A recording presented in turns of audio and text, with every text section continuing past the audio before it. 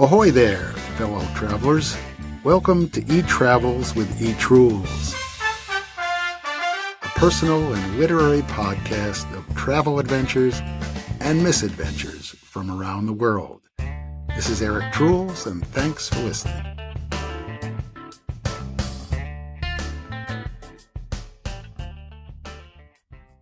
Welcome to another behind-the-scenes episode on the E-Travels with Trules podcast. I'm Eric Trules, and I'm really looking forward to today's interview because I'll be talking with my longtime friend, Morlan Higgins, who I first met as a young writer-performer named Dave Higgins, who contributed a strong piece to a solo performance series I produced in Los Angeles in the early 90s called Some of Its Parts. Over the decades, I've seen my friend grow into a mature man and a renowned artist, now named Morlan Higgins, who has become one of LA's most treasured actors in its burgeoning theater scene, where he has won dozens of awards, including multiple Ovation, Los Angeles Drama Critics Circle, and LA Weekly Awards. He is probably best known for his performances in the plays of Pulitzer-Pfrize winning South African playwright Athol Fugard. Most notably, Morlan played the lead in the world premiere of Fugard's Exits and Entrances at the Fountain Theater in Hollywood and in subsequent productions around the world, including off-Broadway and Edinburgh, Scotland. But before I start chatting, reminiscing, and musing with Morlan, I'd like again to give a shout-out to my listeners of the podcast as we sneak up on the end of Season 1. I know, so sad. But after a few more, hopefully entertaining episodes, I plan to take a couple of months off to recharge, to record some more travel tales, to score them with my brilliant team of Amanda Yamate and Alicia Bermudez, and to raise the funds to make it all happen. You can still catch up with any of the episodes you've missed on my homepage, but more about that later. Now back to Morlan, who is waiting patiently in the Barbershop Sound Studio in Echo Park, Los Angeles, to have me finish my verbose intro. In addition to being an esteemed actor, Morlan is also a longtime musician who's been performing in the LA area for over 30 years. He plays the mandolin family of instruments: mandolin, mandola, Irish bouzouki, and octave mandolin. And he is the singer-songwriter and leader of his own American Celtic band called Staggering Jack. Over his career, Morlan has opened for Stephen Stills, John Sebastian, Dave Mason, and most recently, the Young Dubliners. Staggering Jack will be playing this summer, 2017, in Los Angeles, at Ireland's 32 on Burbank Boulevard near Woodman. And we hope to be recording some of Morlan's music in the barbershop today and mixing it into the episode. Morlan probably wants to know why I invited him on this travel podcast. Because outside of his month in Edinburgh and a 2-week trip to Dublin, Belfast, and Donegal, Ireland, he has not been out of America. No, not even to Mexico or Canada. Well, I was thinking more poetically and metaphorically, my friend. How life is like a great journey, a trip of unpredictable twists and turns where you never know exactly where you'll end up or how you'll get there. Absolutely. Some people come into and go out of your life over the years, like we have. But somehow the river of life reconnects us, because maybe we've been on the same path after all. Mm-hmm.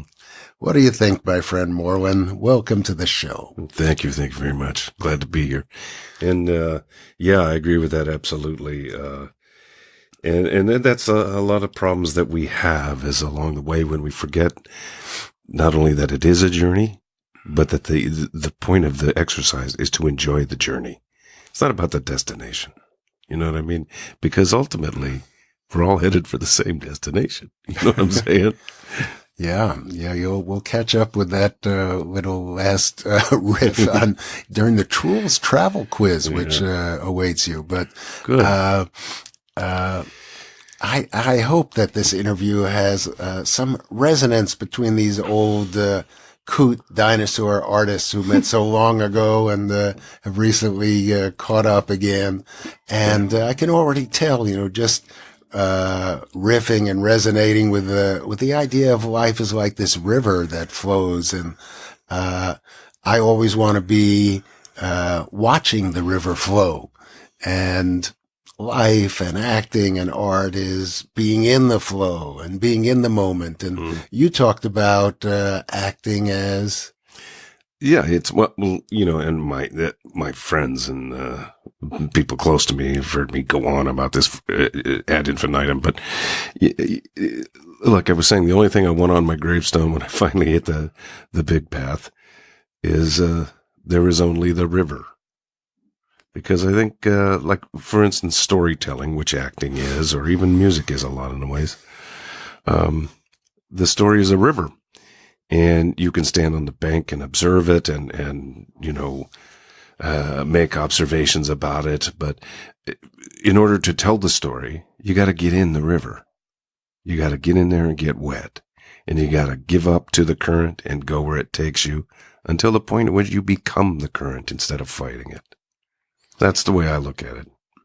Yeah, it's perfect. Somehow I ended up teaching improvisation and being an artist, but sometimes I just think, because I've changed discipline so many times, sometimes I think my life is my art, and then you're just supposed to make it up every day and go with the flow, right? Our generation decided a long time ago to get out of the cubicle and not to conform and to try to follow our own voice and find the flow of our own rivers. Now there's a lot of doubt of whether we made the right decisions or not, particularly on the nascent journey of my retirement. You said the word cubicle there, and it... actually, when we were younger men, when we were in our 20s, it wasn't so much in an office where everyone had a cubicle like it is now, That's true. And we used to say, the popular phrase, was the American dream was the white picket fence. Now it's a cubicle and a Prius. That's where you finally arrive. Now you're locked right into that whole thing. It's scary. Yeah. My wife is listening to a lot of books on Audible about the current state of even economics and the world and globalism and nationalism and women's rights. And it's sort of scary how technology and all our ability to have all the information of the history of mankind at our fingertips has also made us more like mice and characters in 1984 and so anxious about the time and being run by the technology and aspiring towards these odd things that had little to do with ancient cultures and hunter-gatherers and the human experience. And you can see the empirical evidence of that every time you're in a waiting room or someplace where a bunch of people are on a public transit or something. And every single person has got their face in their smartphone. It's very disconcerting. I remember the first time I think I went to Tel Aviv in Jerusalem. It was 1999. I didn't have a smartphone, and all the young girls on the streets had smartphones, but they were walking next to each other. And I said, they're not talking to each other anymore. Why do they have those phones? It struck me as so odd, but now I guess it's commonplace, huh? Well, the weird thing is some of them might be talking to each other through text and walking around. Oh, yeah, that's true. That's true. Okay, where did your river start trickling? I don't think I know where you're from or how you came to Los Angeles. I was born a poor black child. No, I was born in Kansas City, and when I was 5 years old, I was part of that, and this was 1958 when I was 5, part of that big migration from the Midwest to California, the big land of opportunity, And my dad, put his wife and his 6 kids in the Plymouth station wagon and headed for California. And so I lived all over Southern California from the time I was when we arrived here when I was 5 until I was graduated high school. I actually went to 11 different schools because we moved around a lot wherever the work was. My dad was in construction. And I think that's part of what made me an actor, because when you're the new kid, when you're continuously the new kid, the habit you get into is sitting back and observing so you can feel the temperature of the climate of the area you're in, you just know what to say and you sit and observe. And so it's a lot of watching people and figuring how, what nonverbals mean this. And you know what I mean? It's just being placed in the position of the observer constantly, I think is good for acting. It's not really all that healthy for your self-esteem, but certainly a writer's supposed to be a good observer. But I've heard that before, that good actors are really good at becoming other people. That's certainly one of the reasons I thought I wasn't a very good actor. I'm mostly good at being myself. Yeah. And I think they are different things. Yeah, they are. Yeah. Well, writers, hold it in until they sit down and put it on paper or, on the computer screen, whatever it is.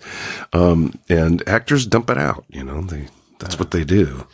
I think they're both recycling injury and personal history and all through their, unique instruments.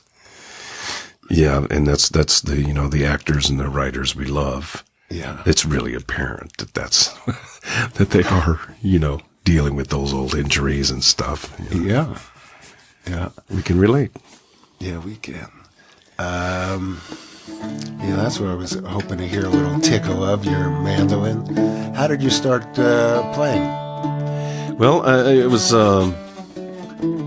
was 20 years old, and my roommate played the guitar. He showed me a couple of things on it, and I got fascinated with it, and we started having these jam sessions. My roommate Bob, who played the guitar, showed me a little bit, and then we had another roommate, Steve, who played auto harp and dulcimer and old clawhammer style banjo, all this old timey folk stuff. I'm going to interrupt you just a second because it's on the tip of my imagination. Last night I watched the first episode of American Epic. Do you know what it is? No, I don't. It's a PBS documentary produced by Robert Redford doing the narration and T-Bone Burnett on the first recording of American music. And it covered the Carter family last night, A.P. Maybill and Sarah. Right. And it's capturing the roots of American music. Yeah. It's beautiful. So they had a dulcimer and an auto harp and yeah. Sorry. Well, there would be no such thing as American music without the two major influences of Africa and the Celtic Isles, the Celtic nations. That's where our music comes from.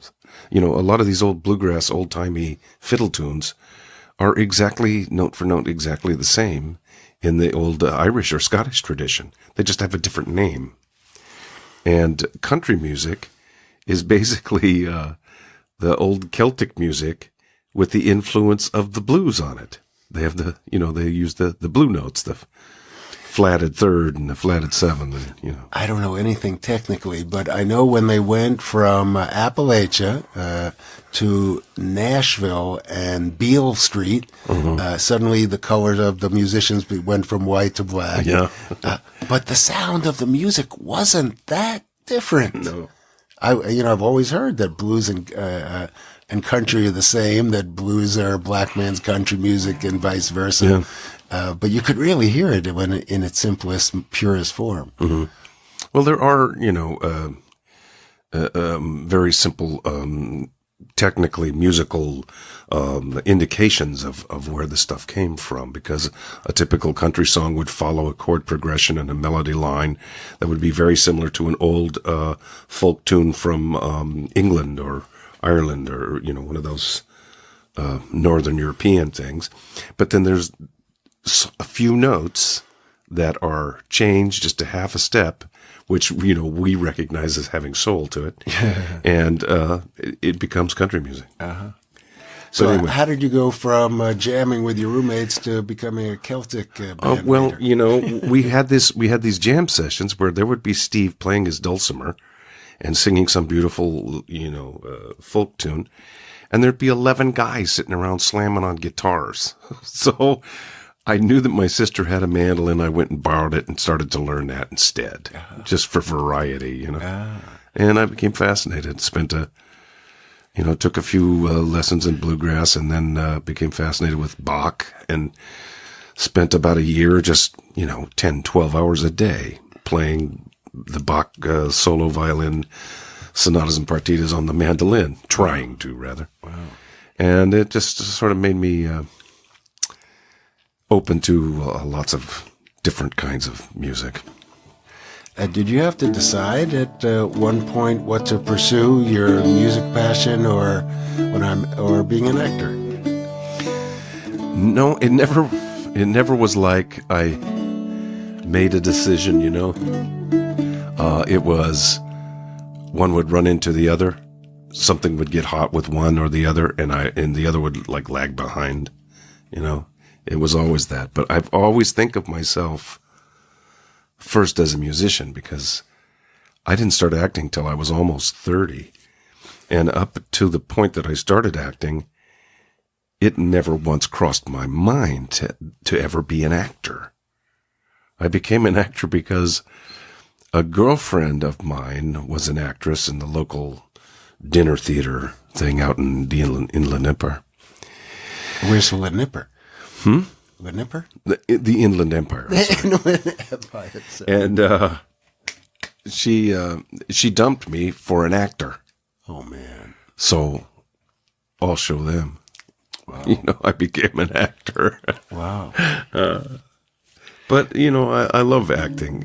I don't really like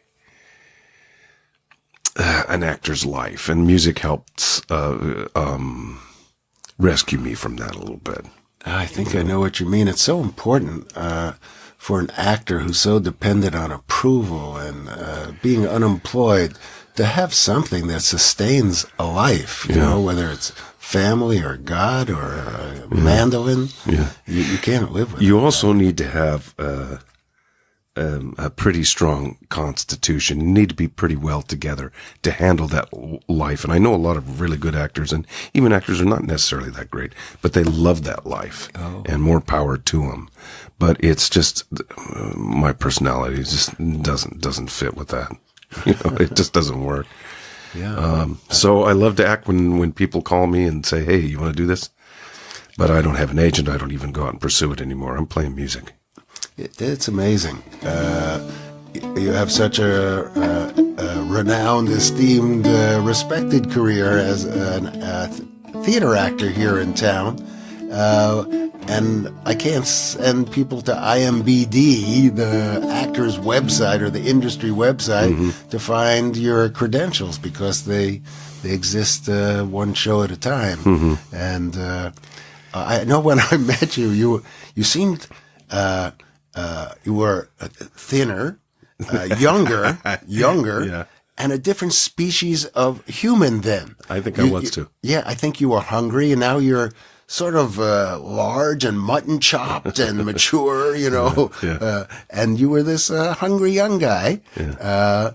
Did you have any sense then that you could mature or evolve into the man that you are now with your interests and body and everything? No, because I never really put much thought to it. I mean, that's one of the reasons I don't fit with that life is that, like we were talking about life being a journey, you sort of have to see where it goes, participate, but don't fight what happens, And I just never conceived of, well, Jesus, where will I be in 30 years? I never thought of it. Yet I think that's so much part of our Western and American culture, plan and goals and security and all the stuff. It's so true for young people today, and it's what we rejected, but like I say, isn't questioned. And here we are. I think two, I say, old dinosaurs who have gone with the flow, and life is what's happened to us as we've lived it. There's also, I think, especially when you're younger, those things are natural to have that sort of internal monologue going on. It's like Maslow's hierarchy of, the core problems of each generation, And, there is a lot of who am I until you're about 35.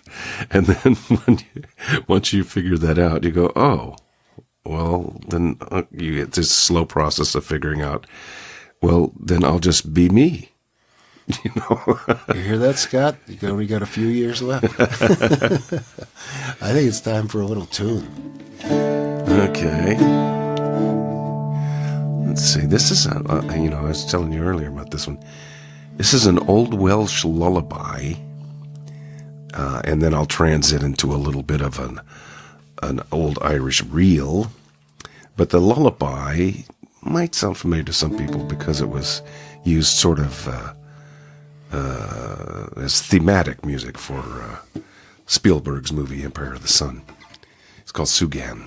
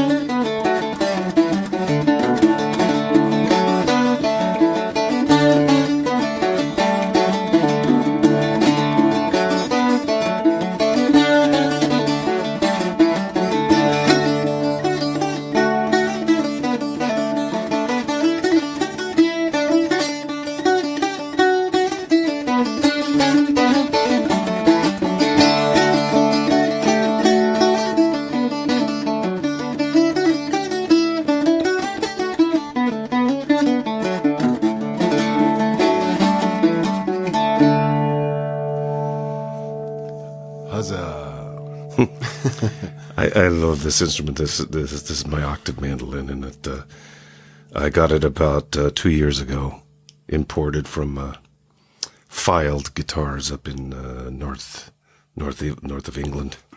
It's beautiful. Yeah, it's a wonderful instrument. Hey, we have to take a picture at the end with the mandolin and me and Morlan. Oh, this is a travel podcast, dude. So it is striking how little you've left our country. But rather than talk about that, I want to talk about Athol Fugard and what you learned through him and his plays about South Africa, or what was that experience like? Well, obviously for me it was wonderful. Here's this, little theater actor in Los Angeles, and Stephen Sachs at the Fountain struck up a friendship with Athol Fugard, and lo and behold, he brought a world premiere play to the Fountain Theater in Stephen Sachs. And I got to play the lead in it. Andre Juchen, who was they used to call him the Laurence Olivier of South Africa. And it was sort of about him. Fugard worked for him as a reader and a bit player back in when Huguenot had this theater company in South Africa. So it was a wonderful experience because Athol was there for the first couple of weeks of rehearsal and just getting to know him and talking to him. It's amazing. I mean, he's written so many plays, won Pulitzer-Prizes. Was actually nominated for the Nobel at one point. And at that period of time when he was hot, he was the second most produced playwright in the English-speaking language, second only to Shakespeare, for a period of time. Because he writes these small cast, one-set plays that are really easy to produce, and they're wonderful plays. I hope I don't fault myself. Did he write Sizwe Bonzi? Yes. Oh, that was a beautiful play when I saw it first came out. Yeah. One of my favorites is dead. Yeah. One of my favorites is A Lesson from Aloes. Oh. That's a wonderful play. Well, but he has so many good ones. But anyway, I mean, I asked him once about, stylistically, what is it that, Fugard sticks out? What is it that you're looking for? And he said, truthful performance. Just the truth. That's all I want, and that resonated nice with me. But I mean, and I did that play, a bunch of productions of it, several places in the U.S., and then did it off Broadway, and then took it to Edinburgh for a month, and it was really, really a wonderful experience. What's the character like? What's his? Because I didn't see it. What's his role in the play? What's the conflict? It all takes place mostly backstage at a theater in South Africa in the old days. And the Fugard character, who's only named the playwright in the play, and Andre's only named Andre, the playwright is helping him backstage, getting ready for his performance and running lines with him and stuff like that.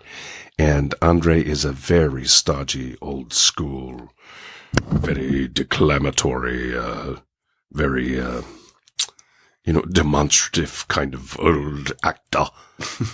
And, it transits many times during that play too. Light changes and now he's on stage performing. And one of the most difficult things was, this was the 40s and 50s in South Africa. And,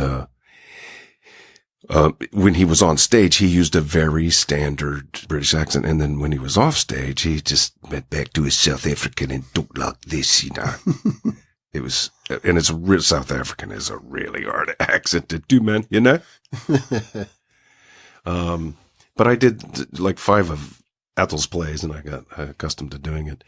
But Andre, the character, was a bombastic, ultimately extremely vulnerable, heartbreaking guy. The last thing he does on the stage in that play is he has this revelation as he's sitting there talking to the playwright at the end of his career about how to be or not to be is not a literary conceit. It's a real question, and does the entire Hamlet speech. And it's, It's so beautiful. But, you know, I have that in my hip pocket now to always have. Yeah, that's what I wanted to hear about it. Yeah. How long ago was that? The original production at the Fountain was 2004. Oh. And then over the next 3 years, we did several productions in other places. Oh. So I heard that you won the first Ovation Award, for an actor. No, I didn't win the first one. Oh. I was the first one to win a second one. Oh, that's for straightening out. Yeah. Because I was trying to get the dates, but I'm glad you told me the important part. I don't even remember what the other one was for. Oh yeah, that was for production of After the Fall back in 2002. The Arthur Miller. Arthur Miller. Yeah.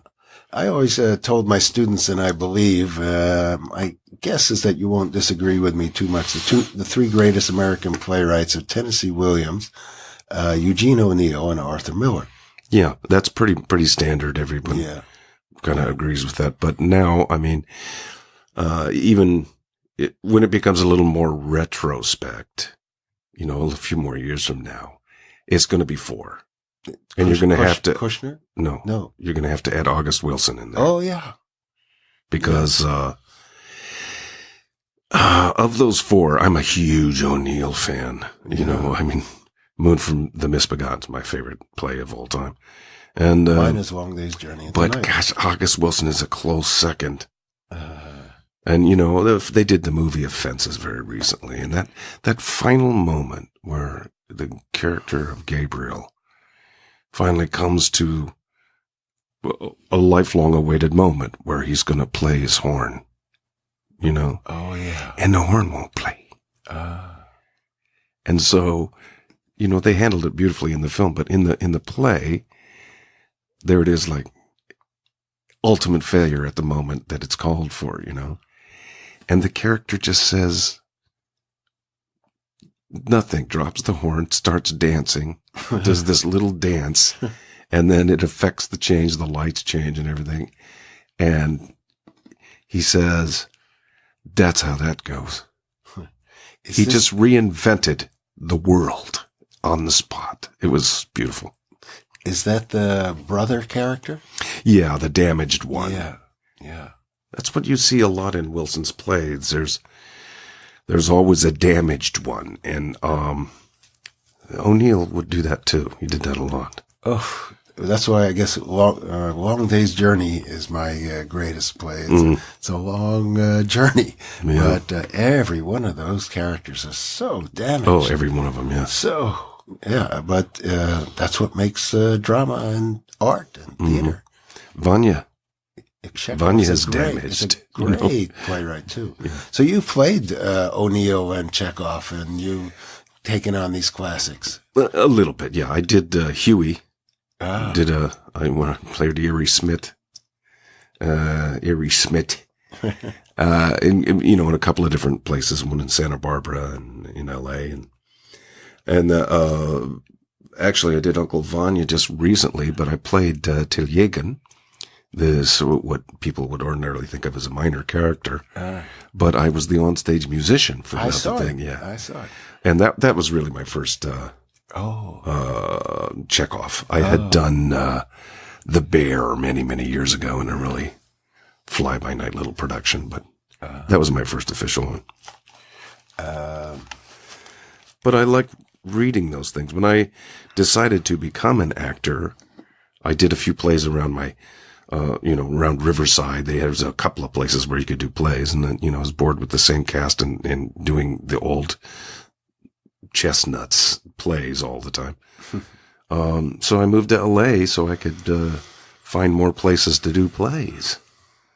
And when I first moved here, I would walk from my apartment just off of Sunset over to there was a used play store on Hollywood Boulevard, and I would walk over there, and I'd spend, $40 to $60 a week, which in those days was like 10 or 12 plays, and I just read plays incessantly over and over, got familiar with a lot of stuff, and because I just loved it. Yeah. Then I tried my hand at playwriting, wrote a couple things. Actually had one play that I wrote turned into a film called Anacardium, which sort of came and disappeared. But I think it's good for any artist in any field to be well-rounded in the others as well. I think yesterday was Bob Dylan's 76th birthday. Wow. And someone forwarded me some link that was some new material I hadn't heard. And it was a portrait of an artist as a young man. And once he came to Greenwich Village, he read everything. And somehow all that reading of the people you named and the Greeks and the people every level, very deep and broad. And it all mixed into that phantasmagorical poetry that came out of his mouth into his songs. God said, Abraham, kill me his son. Yeah. Abe said, man, you must be putting me on. That's a mixture of ancient and instant, Yeah, it's really alchemy, Yeah. And I saw him on a later interview, much later in his life, interview, I think, with Ed Sanders, on one of those shows. And that's what he said. He said, I don't know where that stuff came from. That was alchemy. I was just channeling that. Mm-hmm. I couldn't do that anymore. Mm-hmm. I do something different now. Yeah, and then that comes from, like, we were talking about before about embracing the journey, understanding that the journey is the goal. That is the journey is the destination, if you will. I mean, and you can only do that kind of thing when you're just in that journey and you're not concerned about, success in some way. Yeah, that's a hard trap to avoid. Yeah. But Dylan's journey as an artist is, such one of a kind and an example of just what you were talking about. Keep on reinventing himself so many different times, yeah. like Picasso or Miles Davis or the greats. Yeah. How about another little ditty to break up our density? Let's see.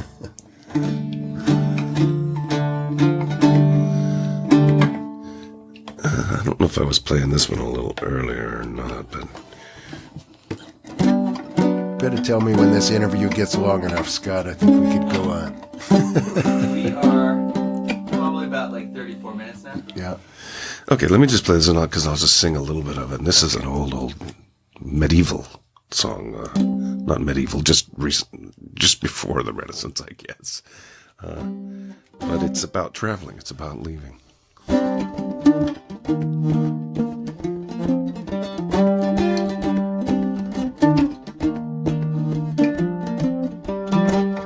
Kind friends and companions together combine. Lift up your voices in chorus with mine. Lift up your voices of grief to refrain. For we may or might never meet here again. So here's a health to love company. One to my lass. We will drink and be merry all out of one glass. We will drink and be merry, all grief to refrain. For we may or might never meet here again. I think someone once told me that, because I never have been to the Renaissance Fair. I mean, always kind of interesting, but I never actually went. And someone told me that is the song that they play at the end of the fair. When all of the people involved with the fair, they get together and sing that song together. You know what it reminded me of? It reminded me of the name of your band, Staggering Jack. I saw like a lot of teetering and staggering down the road in that song. Yeah. But that's a good entree to start the Trules travel quiz, don't you think? Cool. That sounds good to me. Stagger into it. The first question I think I know the answer to. Where were you born? Kansas City, Kansas. Where are you from? I don't know. How's that not the same question? No. Where am I from? Yeah. I would have to say I'm from Southern California. I'll see. Where do you call home? Glendale. See, 3 different answers. Yeah, there you go. What's your favorite place in the world? You know what? Home.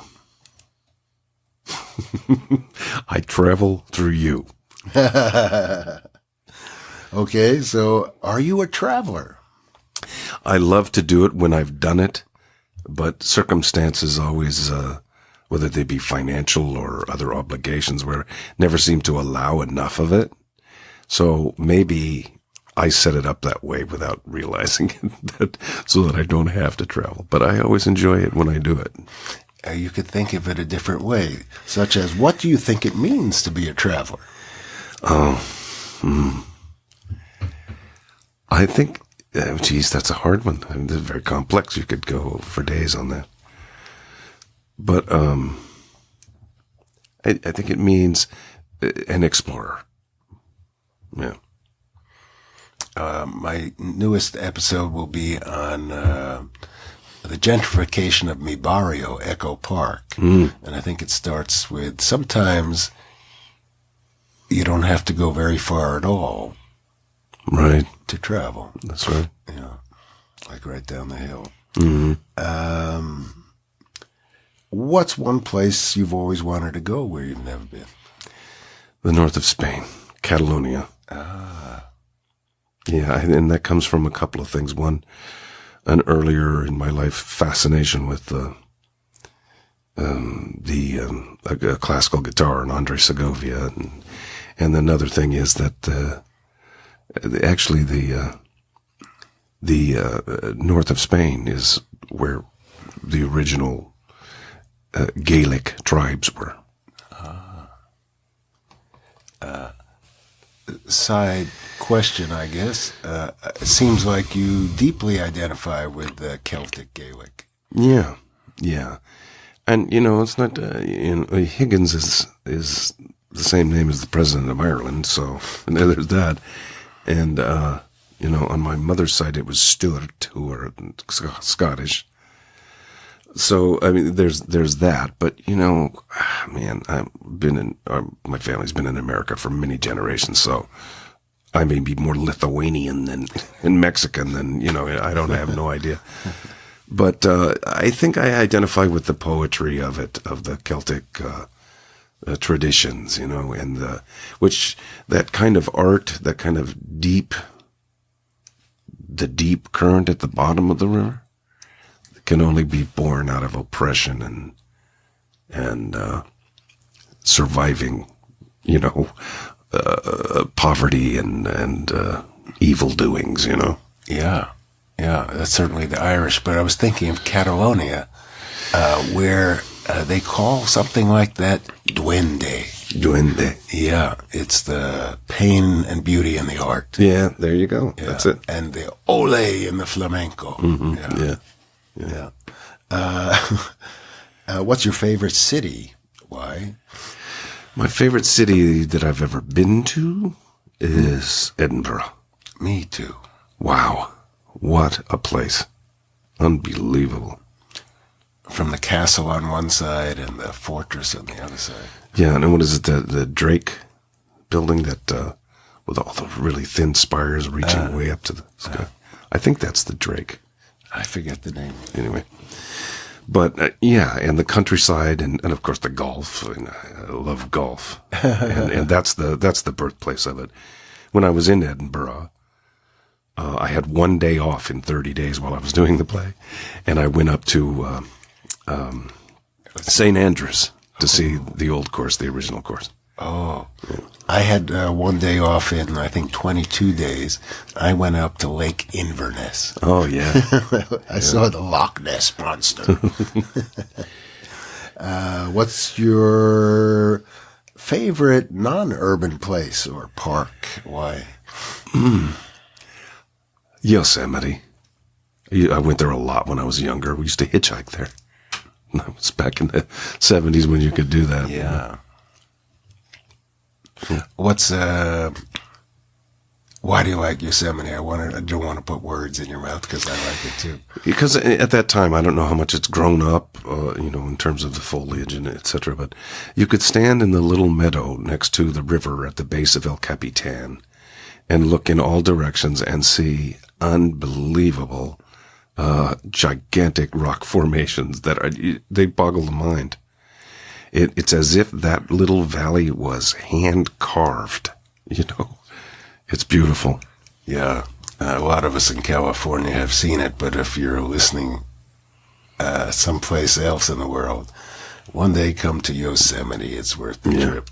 Grand Canyon is the same feeling. It's just, you look at it, and it's really hard for your mind to grasp it as reality. It looks like a photograph.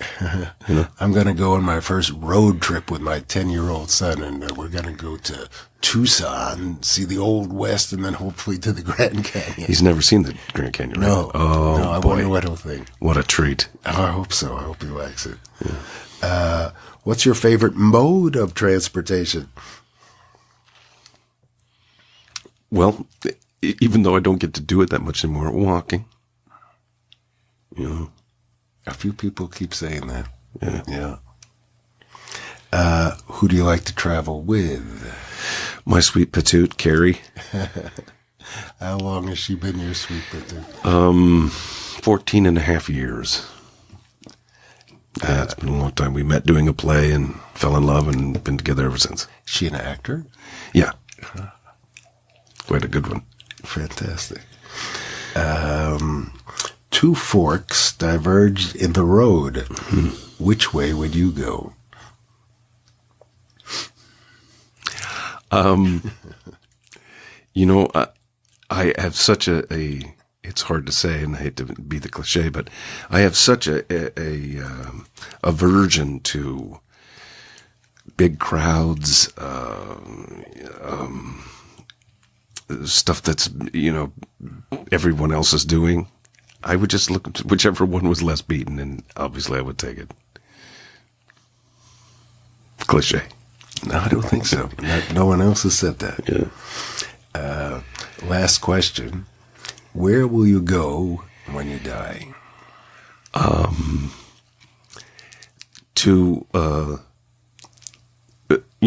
For a period of time, I'll go into the apricots in my backyard.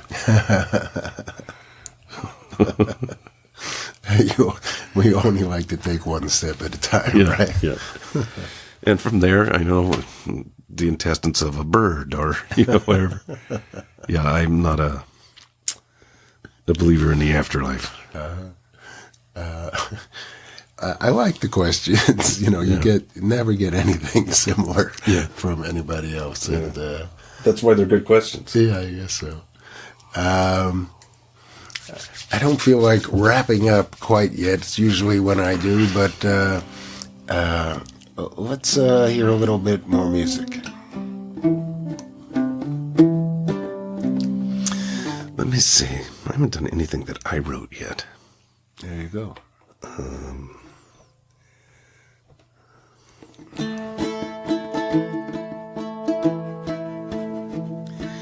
My name is McDowd.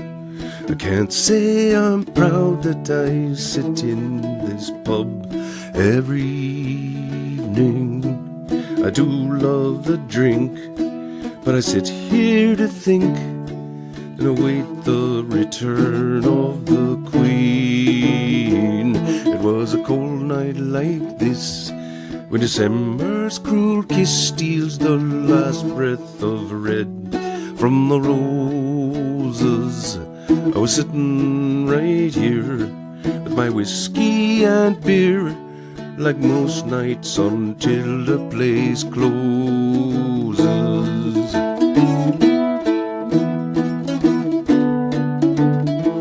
I had a pint of the black, I was tossing it back when I saw as she passed by the window. I drew myself up, I drained my last cup and started out in the night where my skin froze.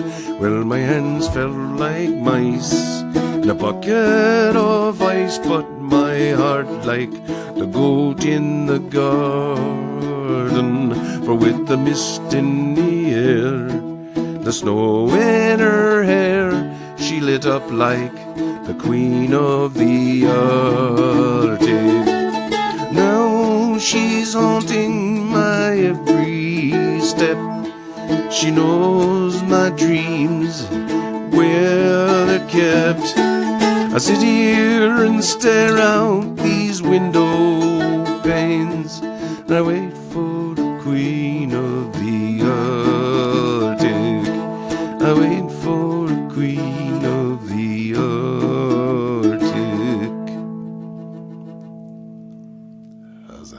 Arctic. Cut it short. Oh, I can't play the whole 5-minute song, you know. I'll tell you what. I think I'll do the wrap up, but give me some outro music. Maybe just play the rest of it. Or Okay. anything you want. No, anything you want.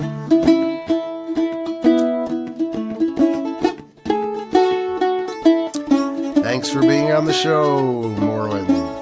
You're welcome. I hope our listeners have enjoyed our conversation about your path down the artistic roads of music and theater, and also enjoyed hearing some of your music. I certainly did. Listeners, if you'd like to learn any more about Morlan or to stay in touch, you can go to his Facebook page, Morlan Higgins, or to his band's page, Staggering Jack. I'd also like to thank you, my audience, for listening today. To invite you to leave your comments on my website and to listen to any previous episodes you've missed, all at erictrules.com/podcast. Any ideas you might have in terms of donations, advertising, or sponsorship would also be greatly appreciated. Think Season 2. If you're listening on iTunes, please subscribe, rate, and review the podcast. Any questions for me about anything? Leave me a message at erictrules.com. Finally, please tell all your friends. Join the Facebook groups. The podcast grows one listener at a time. Until next time, happy trail. Original music composed by Amanda Yamate, sound engineered at the Barbershop Recording Studio in Echo Park, California, and produced by Harry Duran at Fullcast. This podcast has been supported with the USC Capstone Grant. Special thanks to Phil Allen and USC's School of Dramatic Arts for their support.